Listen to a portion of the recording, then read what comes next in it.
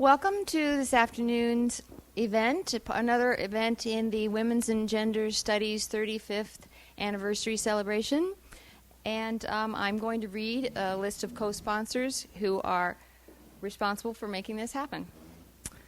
The Athletic Department, Biological Sciences Club, Ecology, Evolution, and Organismal Biology, English, Environmental Studies, Kinesiology, Kinesiology and Health Club, the LAS Miller Lecture Fund, MFA Program in Creative Writing and the Environment, Marine Biology Club, Pre-Medical Professions Club, the Vagina Warriors, Women and Gender Studies Program, Writer's Block, Committee on Lectures funded by GSB. And I forgot to say, my name is Christiana Langenberg. I'm in the English Department and also Women's and Gender Studies Program.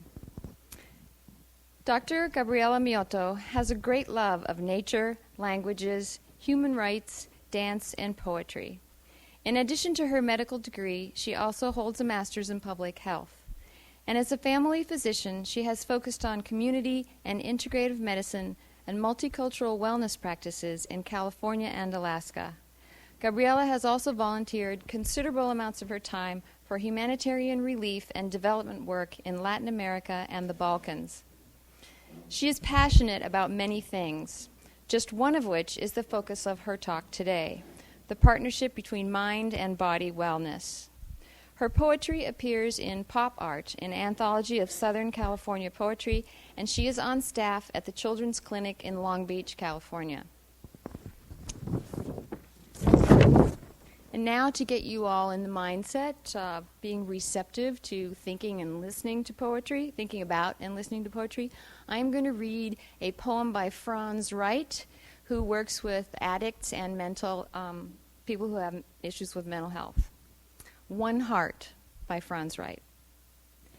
It is late afternoon, and I have just returned from the longer version of my walk nobody knows about. For the first time in nearly a month, and everything is changed. It is the end of March. Once more, I have lived. This morning, a young woman described what it's like shooting coke with a baby in your arms. The astonishing windy and altering light, and clouds and water were at first, certain moment, you. There is only one heart in my body. Have mercy on me. The brown leaves buried all winter, creatureless feet running over dead grass beginning to green. The first scentless violet here and there returned. The first star noticed all at once as one stands staring into black water. Thank you for letting me live Thank you for letting me live for a little as one of the sane. Thank you for letting me look at your frightening blue sky without fear, and your terrible world without terror, and your loveless, psychotic, and hopelessly lost with this love. It's with great pleasure that I introduce Dr. Gabriela Miotto.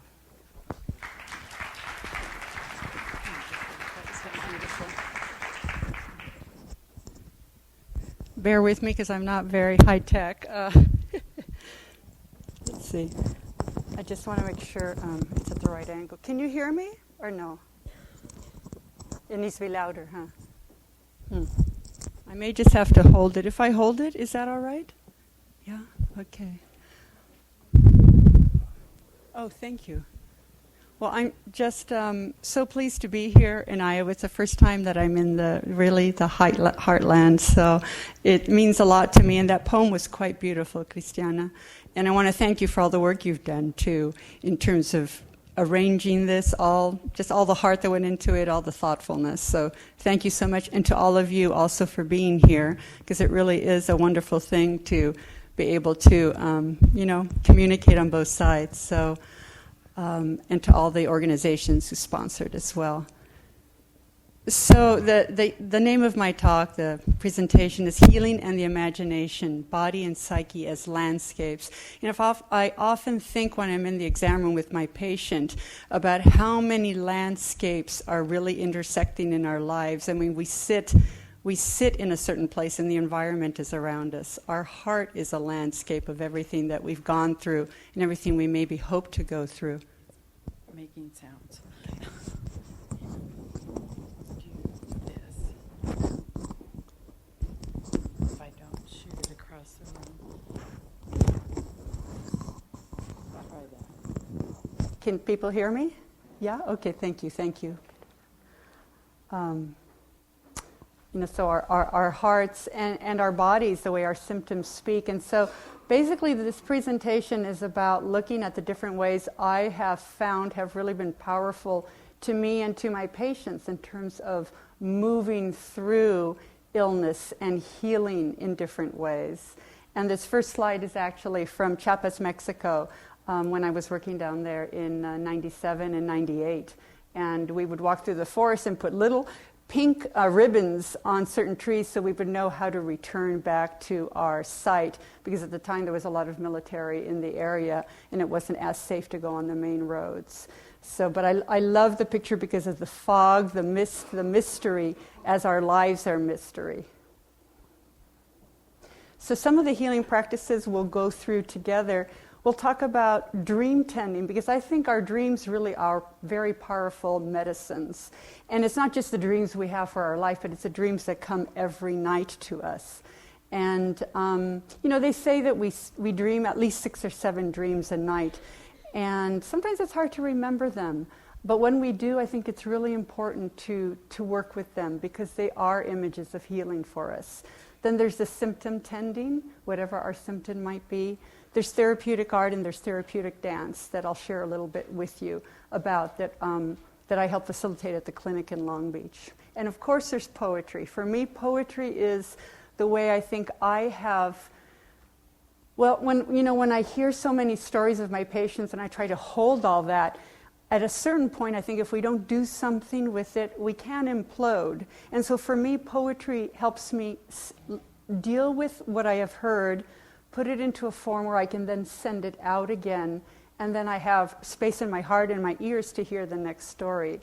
So for me, the power of poetry is to speak to the many ways that the human body and psyche reflect the distinctive features of a particular psycho-social, political environment. And you'll see that in some of the slides. And I'm sorry, I'm going to get my glasses, because I realize I'm not going to be able to read my own poetry.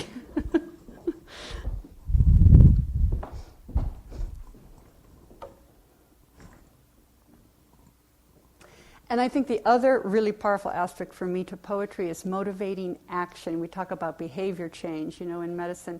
So motivating action, first by refining my own initial response to a situation, and then empowering the possibility and passion for change, whatever that might be for us personally. And these were some of my patients in Chiapas, Mexico.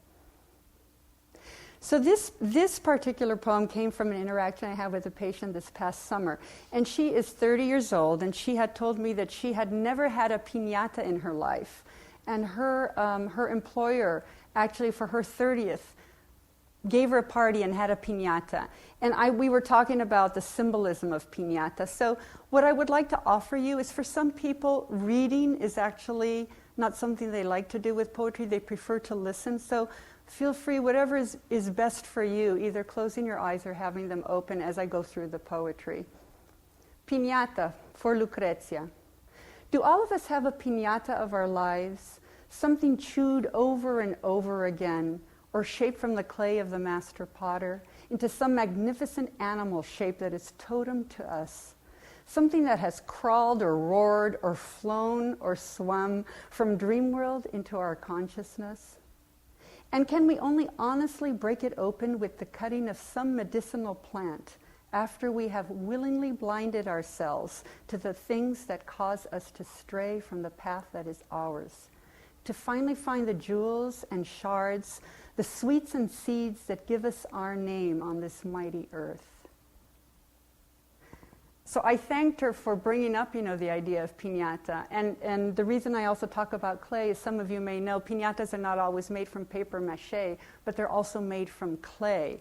And when I was working in Mexico, they gave me a piñata that was filled with little sayings and all sorts of things, and you had to really whack on it because it was hard red clay. And that is partly where that imagery came from. So for me personally, I think about the Furies. And I think there's times in our lives when we feel like something is trying to get our attention. And it's extremely important for us on our individual journeys to kind of find out what that is. And so this poem was based on a time when I was trying to figure out how to be in medicine, because especially with trying to hold electronic medical records at the same time as being in the exam room with my patient, I was trying to say, how can I use technology but not get swallowed by it? And so I knew I had to start doing something differently. And this poem came partly from that time.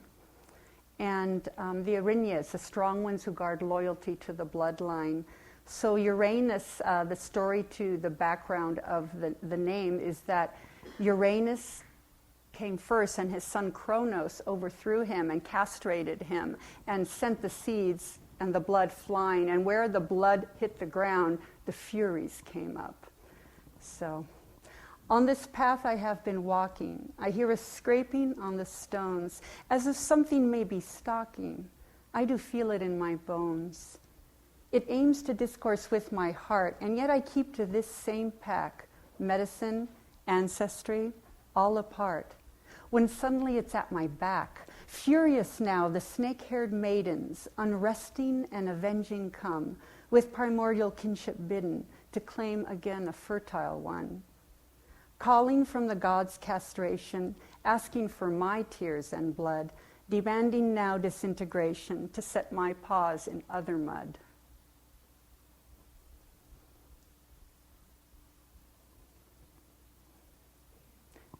So we were talking a little bit about dream tending. And, sometimes there's just images that come. They're not even full dreams. They're just an image maybe as we're starting to fall into sleep. And I think those images can be very powerful medicines for us. And this particular one I decided to share. I just had it in the last 2 weeks, this image that came to me. And on the verge of sleep. Was it the wind or an insect landing that swept into my heart of hearts just now as I was falling into sleep, that shook my flowered center to its core, deep orange pollen swirling, swirling, and woke me up with a start? I think those images that come, especially if they keep coming in dreams, are things that they are really wanting us to pay attention to in our lives. And they can be as powerful as any other medication that I have ever worked with a patient. So again, from the dream world, I've had several dreams with animals, and I know I really enjoyed talking with one of the students, Ariel, today in animal ecology about a little bit about animals. And I think when animals come in dreams, again, you can think of them as totem, you can think of them as shamanic, you can think of them as just personal guides. So this one for me, grizzly, has come many times. Grizzly totem. I feel the crunch of loosened teeth, the taste of blood salt in my jaw. I know not how this came to be, but think perhaps the brown one Claude came once again to visit me. He'd come before in forest clearing, his teeth within my thigh, and bleeding we'd stumbled he and I in search of meaning. We'd found it face to face, agreeing that we would meet again. And I think when an image comes in a dream, sometimes what we can do is try to expand on it, either through poetry or through art, through dance. And for me, the working with the imagery of a totem with my patients has also been really powerful. We talk about how do we walk on the earth? How do we feel our heart at this moment? How do we see the world? How do we feel we're looking through the world with our eyes? And it's interesting because my patients choose very specific animals for each part of their totem. And then it becomes something that they take home with them, and it becomes part of their own healing for whatever it may be. It doesn't always have to be, something on a psychological level. People are saying, well, you're talking about psychological problems. Like, oh no, I'm thinking about diabetes, I'm thinking about asthma, I'm thinking about the things that really mind and body are very intertwined at every step of the way. And this one, baleen, Just a little background. This picture of the humpback was taken in Alaska, and for many, many years, whaling was also done in terms of getting the baleen and then using it for corsets for women. And so this overlap of these images came to me as I thought about what it meant to learn from whale who had come to me in dreams. So baleen. Perhaps if I plumb deeply enough, humpback will leap from the recesses of this red heart and filter all. And when I hold my breath from so much yearning, will teach me again how to loosen the corset and breathe.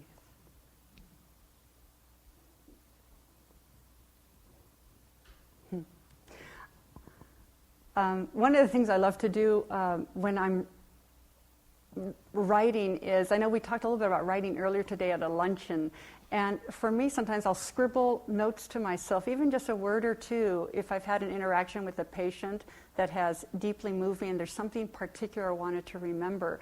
And then going home and just kind of going through the images and the words, and one word will lead to another, to another, to another as I look it up, like in the dictionary on the Mac. And in this particular poem, I did not know that at one point the word cream and chrism were almost used interchangeably, which I found really, I just found it that fascinating. So I think about the ritual of drinking coffee, and it came to have a very different meaning to me. Ritual. I grind these coffee beans, brown bear blend, watch burnt sienna turn pale from cream, iron one given chrism, and I wonder as I drink if shaman will show me the way of the wolf.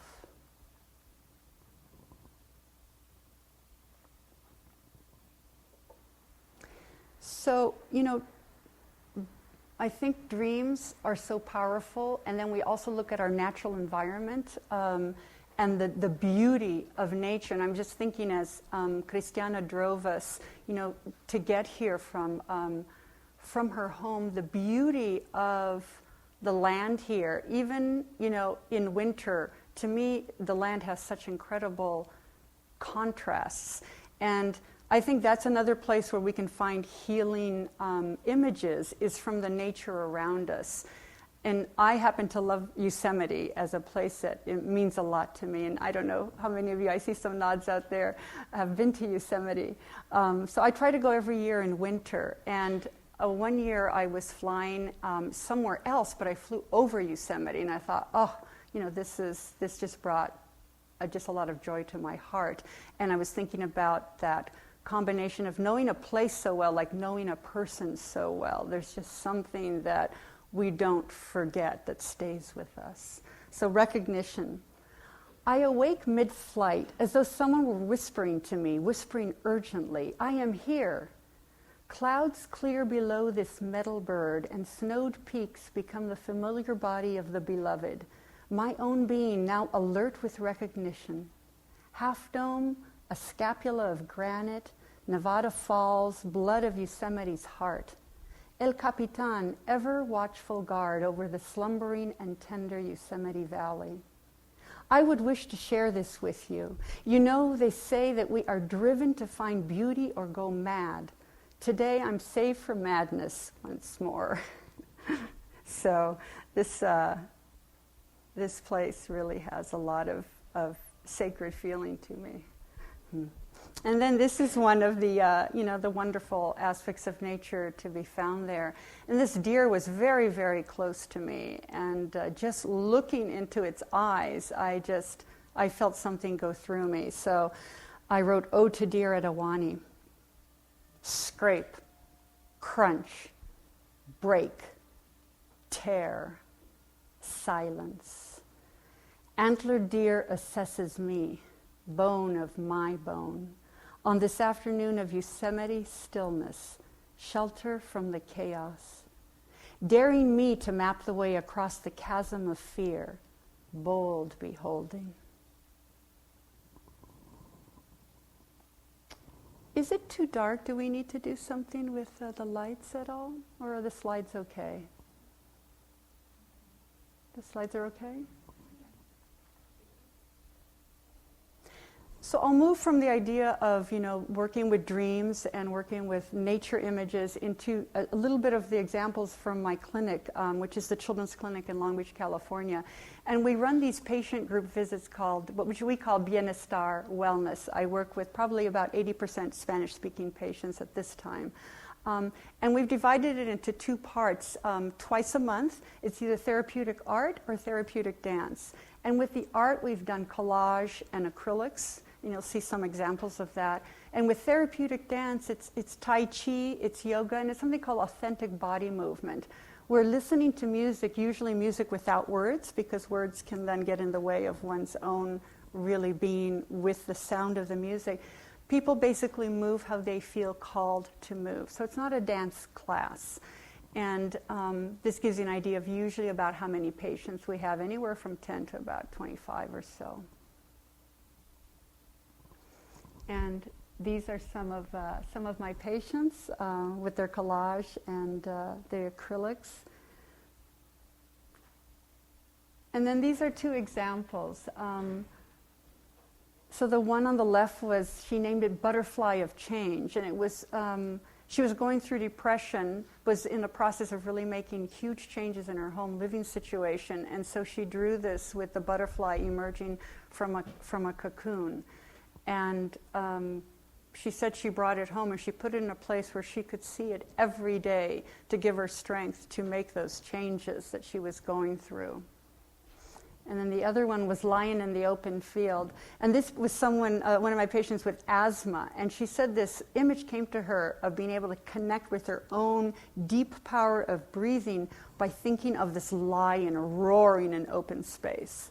And so again, she brought that home. We really talk about the importance of honoring the work, whatever it might be, and having it in our home, almost as, in a sacred form, really, in our home. And these are two examples of collages. The top one is a patient of mine who was having a lot of back problems. And so when we went into talking about, well, how is my body speaking to me right now? She got all these pictures of either strong animals like that polar bear, the man leaning up against the tree to support his back, that horse just rubbing itself in the field, this woman reaching with a strong back, the baboons. And she said, looking at those images did something to her that just lightened her pain. And I was thinking about the power of image to transcend pain in many situations. And I know they use art a lot of times in hospitals. And I think what I like to see is be it used much more in clinics and in ambulatory settings, because I think there's a power there that we really haven't tapped enough.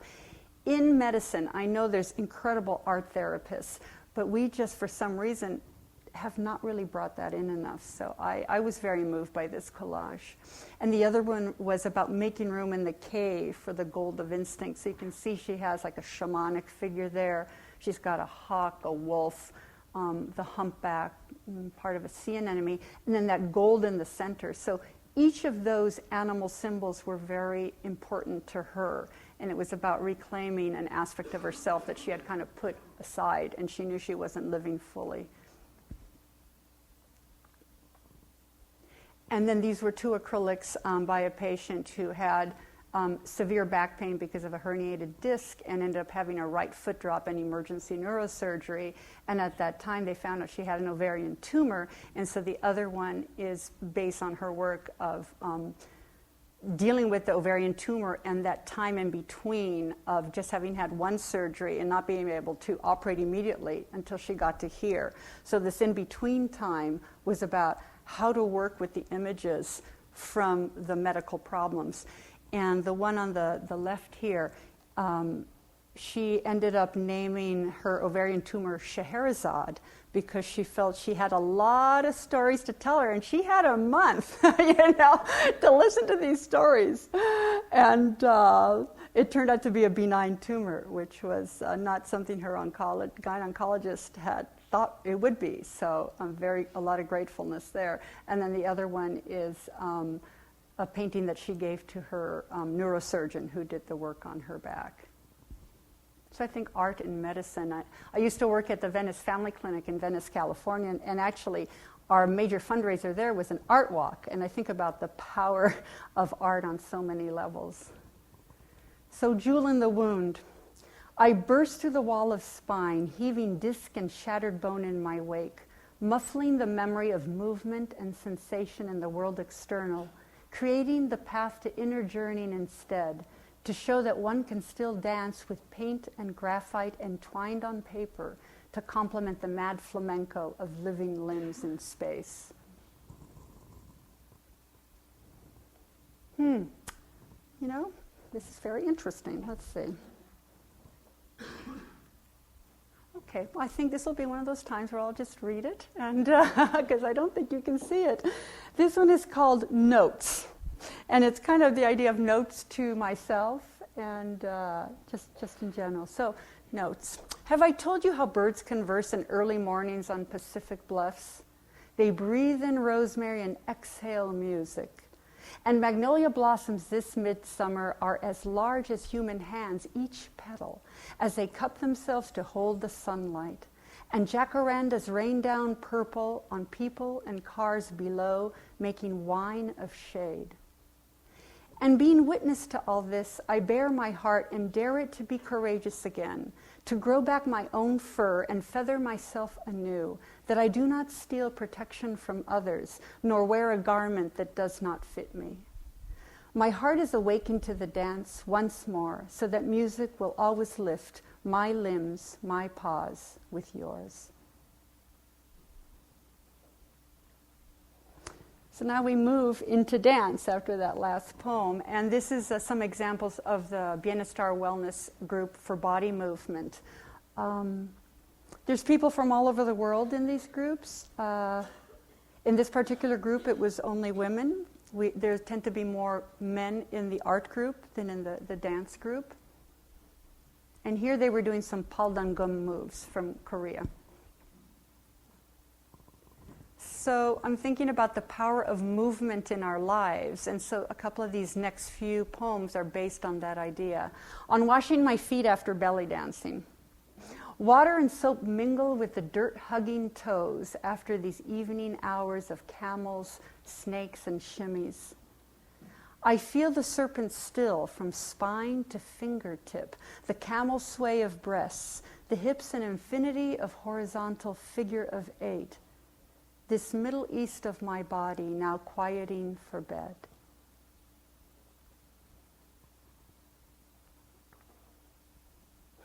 Dance cure. Some of the music we use in the dance group is also the tarantella music. I don't know if any of you are of Italian background, but the idea of dancing out the poison. So when people were bitten by a tarantula, you would dance for hours, and that was part of how you would get rid of the poison. So what we've done is we've taken this image or this idea of dancing out a poison, and each of us thinks about what is the poison in our lives that's preventing us from living fully, and how do we express that in our dance to kind of, unhinge ourselves from it.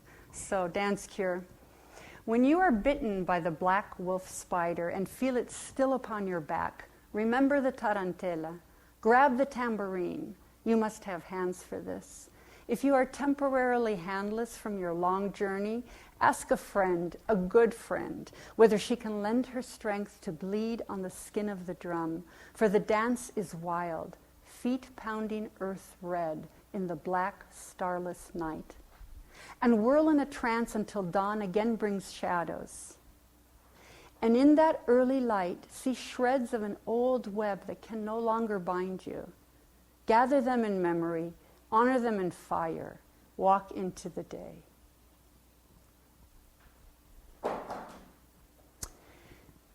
This is a poem that when I first wrote it, it was very different. I belong to a group called the Laguna Poets in Laguna Beach, California. And what we do is we get together twice a month, and we each bring an original piece that we work on together as a group. And so this has been through some transitions. And it's a little bit of a long poem, but the idea was the idea of movement and of beat. And canto hondo comes from partly from the idea in flamenco of the deep, deep song. And I was thinking about this, my patient's story, and how that, to me, was linked with the idea of flamenco, and how flamenco kept people alive in dungeons, in prisons, gave them a reason for being. So this is dedicated to her. The dancer palms and heels her way across a darkened stage, where wood responds with music to the striking of the feet. Todo me duele. My whole body hurts, she tells me at our first meeting, as we sort through pages of numbers and rheumatology notes. The dancer palms and heels her way across a darkened stage, where wood responds with music to the striking of the feet. I am overpowered suddenly by the image of a woman carrying unbearable loads. Pause to catch my own breath. The dancer palms and heels her way across a darkened stage, where wood responds with music to the striking of the feet. She guides me through the jungles of her grief, the loss of mother at age 10, the piles of tortured bodies. The dancer palms and heels her way across a darkened stage, where wood responds with music to the striking of the feet. The hungry weeping of her children, now too scared to eat, there in her Salvadorian home, with death outside the door. The dancer palms and heels her way across a darkened stage, where wood responds with music to the striking of the feet. The daily embracing of her grandchild, marked by nature with cerebral palsy, the certainty haunting her that he could never protect himself. The dancer palms and heels her way across a darkened stage, where wood responds with music to the striking of the feet. The words and tears flood from deep inside her. Her jaw softens, her fists unclench. The dancer palms and heels her way across a darkened stage, where wood responds with music to the striking of the feet.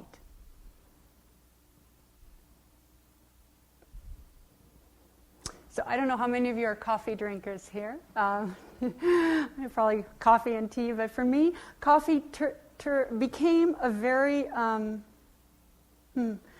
special drink after my time in Chiapas, because a lot of my patients worked in the coffee fields, and one day one of them brought me a bag of coffee beans, and I was overwhelmed by this gift because of the amount of work that it represented. So I called this fair trade.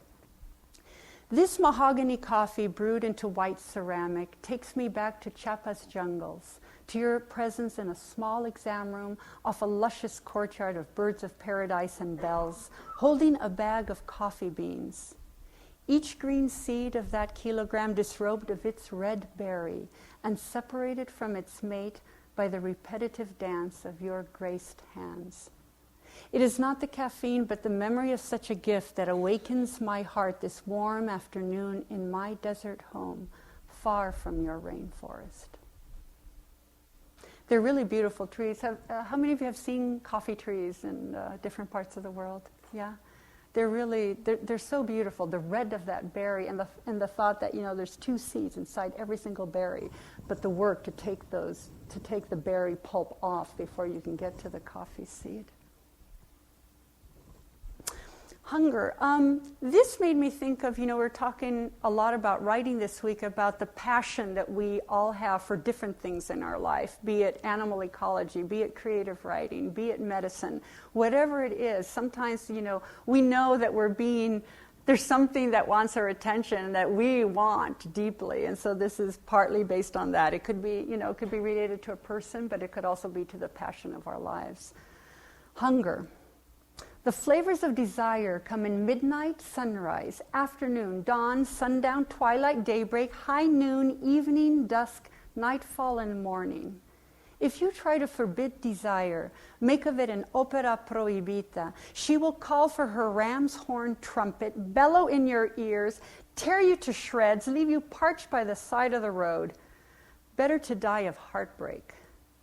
Ask Ganesh instead to teach you how to balance red and pot-bellied on the back of a rat with your broken tusk, the better to merge with and separate from the beloved.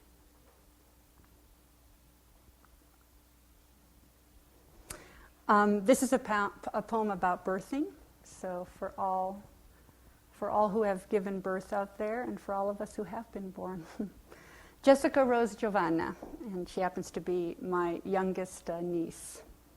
It has been a quiet water journey until now. And now, this great shifting of womb and warmth and blood towards air and light and gravity.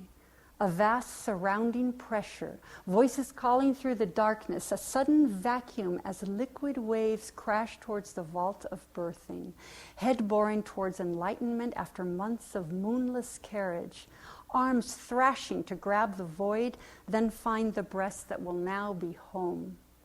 A new voice emerging from the previous silence with oh so much to say, this pink, prospering little wild one.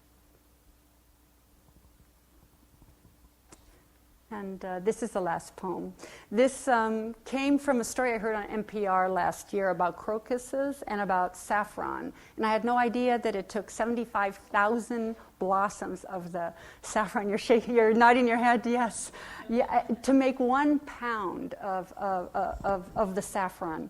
And I thought of that and I went like, oh, that was just an incredible thought to me. And I thought, wow, the value in that. So, crocus gift.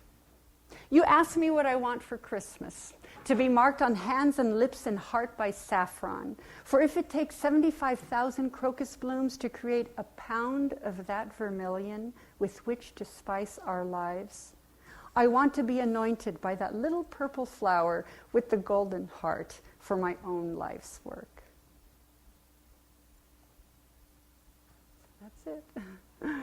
And I would love to hear your thoughts, any questions, any ideas that were sparked, because for me, I think in medicine, it's always the spark between two that leads to healing. So I'm very curious about any of your thoughts, and maybe I can see if I can figure out how to close this here so it's not there. Oh, that's true. Okay. And he said if you hit the one that says 5, it'll go back on again. Preset 5, yeah. So, yes. Have you seen people who have done art therapy with paintings and see them improve in their health? Yes, I have. I mean, I can think of a few, specific patients. One of my patients with asthma, the one who did the lion, she definitely is using her inhaler for her asthma much, much less. And she said it was in part due to that imagery of thinking of a lion that can just, roar and take in air and bellow out what it needs to bellow out. So that is one example. In my own life, I from my own experience, I would say definitely working with the poetry and with acrylics and photography actually has helped me tremendously in terms of, I guess, working with my own back issues. Some of my patients with diabetes, I think when they have found, it's almost like they're looking for ways to sweeten their lives. And when they find them in the external world, their diabetes actually has improved. So, yeah, it's a great question. Thank you, Lynn. Yes. Oh, sorry? When a patient comes to you, how do you approach the therapy? How do you decide together what kind of therapy would be best? How do you broach that therapy with the patient? Yeah, well, for me, I guess that's part of my struggle in medicine right now is that I feel that it takes time to hear a story and to tell a story. So I'm always getting in trouble for spending too much time with my patients, but I think part of it is at some point when you've been with a patient, they'll feel comfortable in sharing something. And it's almost like both of you know that something really important has been said. And in that moment, especially if it's related, like let's say to an image, then we say, okay, well, if you're interested, we have this art therapy, we have this dance therapy. So sometimes people choose one of those, but I'll give you a different example from Saturday. when I was working on Saturday, I had one of my patients with diabetes who says he's just been feeling depressed. And I said, well, do you feel like, what does it feel like to you? And he goes, well, I just, I have a loving wife, I have my kids, but I feel like I'm missing something from my past. And I thought, well, what did you like to do in the past? And he started to talk to me about theater that he was in as a younger person. And so by the end of our visit together, what he had decided is that he wanted to work on writing a piece of theater using images from his dreams. So that's another example where it wouldn't necessarily be part of the group, but it would be a very individually tailored thing. So I told him I am so curious to see whatever he brings in next time I see him, But I think sometimes if we tap back to what we were really interested in as kids or as younger people, there are seeds and jewels there that can feed our life later. And for him, I think that's what he got in contact with. It's like his whole face changed in that moment when he decided that. It's not necessarily an easy go, but I know we were talking earlier about sometimes things take 11 years, 20 years, and you may not know about it at the beginning. It's probably better not to know that something might take 20 years, but it's a step at a time. And I think the joy of sticking with something when you know it's something heartfelt for yourself is really the key healing piece to me. Yes? From your global experiences, are you moving to then use some of their forms of healing, like say different type of dances, or do you add them in on your own? Yes. Yeah, that's a really a perceptive question because, yes, what I would say is that for me, being in medicine and thinking about healing the imagination, it's like, I won't say almost every week, but things have really come into it piece by piece. And when I was working in Kosovo and Macedonia, there would be, the dance that was so different there, and bringing some of that then into my dance group at the clinic. The other thing is working with herbs. We would do like a week of working with herbs in the community to make like salves and soaps and other things. So now I feel I am much more open to the idea of hearing, well, what are you using at home? Because this is what I know about, tell me what you know about. And so there is much more, I think, respect for people's cultures of what is brought to the table for healing. And then the incredible amount of learning that can happen within medicine when people share those stories. So, yeah, every step of the way. Was there another? I think there was a hand there. I was going to ask if your poetry is published, but I found the answer in your bio. Oh, thank you. Well, thank you for that question. It's thank you. That came out about a year and a half ago. So, and I'm part of an anthology of poets, and so there's 5 poems in there, none of which I read today. So, but thank you. Found anywhere, some of them were like, oh, I'd love to kind of meditate on that, or Thank you. couldn't write fast enough.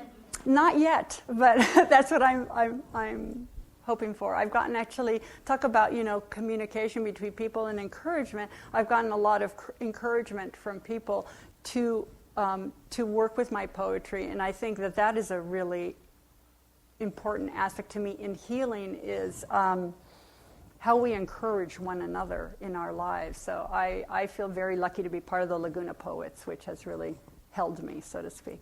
Well, and the artwork that was with your poetry, did you find those pieces to complement it, or do you have an artist? Those are actually my pieces. Yeah. Yeah. Thank you. Thank you. Thank you very much. Well, I think, I did the patient I told you about with the ovarian tumor was myself. And so about 11 years ago, I took a class. This is before I was diagnosed. And I took a class on art and creativity for healing. And little did I know that within a year, I would be using those tools so powerfully in my own life.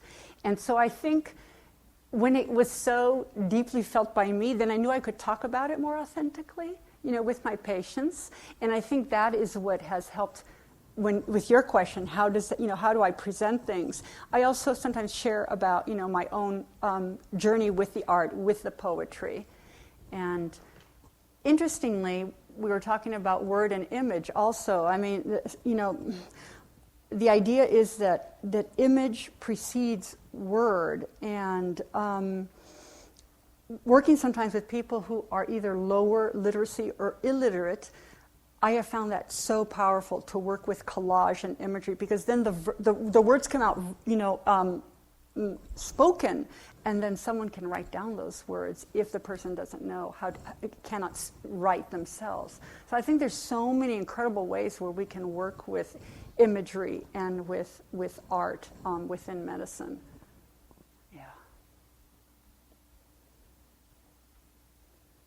How many out there do art, of whatever art form it is for yourselves? That's great. Okay. Well, this means yes. Yeah, I like that. Yeah, good. I think there's so many ways to work with that. And what about dreams? How many of you kind of tend to your dreams?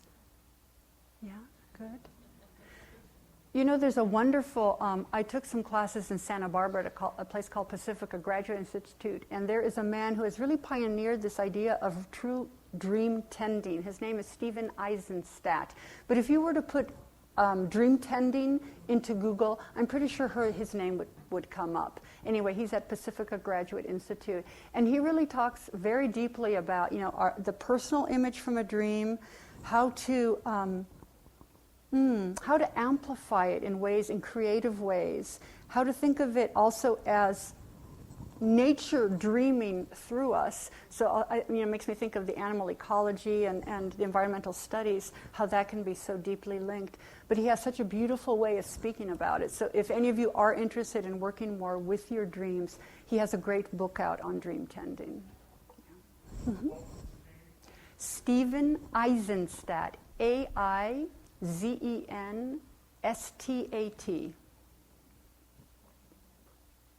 You're welcome. Yes. I'm not really sure what my question is here, so I'll try to get there. But it's basically about, we got two realms of influence. One of them involves medical professionals. One, as it stands, at least in my experience with medical professionals, does not. And so I'm wondering what sort of avenues you have to bring these ideas, or you can recommend for other people to influence their medical care providers to listen to them, or be receptive to these kinds of ideas, or even take more than 5 minutes in the room. Yeah. Yeah. Well, it's definitely, I think you've hit on the nail on the head in terms of it's about communicating with each other, isn't it? I guess for me, I have decided that I will spend the extra time at the end of the day to do my charting so that I can be present in the room with the patient as much as possible. Now that, I think, is going to be an individual decision amongst healthcare providers. But I think it's exactly what you just said, just coming forward and saying, this is what I'd like to show you today, and this is what I need you to hear with me so we can work on it. Because I think there's a lot of physicians who actually are very damaged by the way medicine has trained us. And I think that beyond the barrier, the boundary, there's actually someone who wants to do more of the healing they went into medicine for. So I would say, do not give up. Just keep bringing forward, the ideas that come from your own healing practices. Because I really think that has to happen. Otherwise, if we have technology here and all this incredible healing here, it's not going to work if they stay separate from each other. So I would just say have courage. I don't have a good answer for you, but just the courage of communication.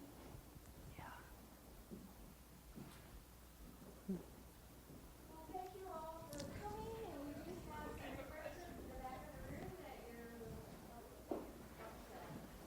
Thank you very much. Thank you.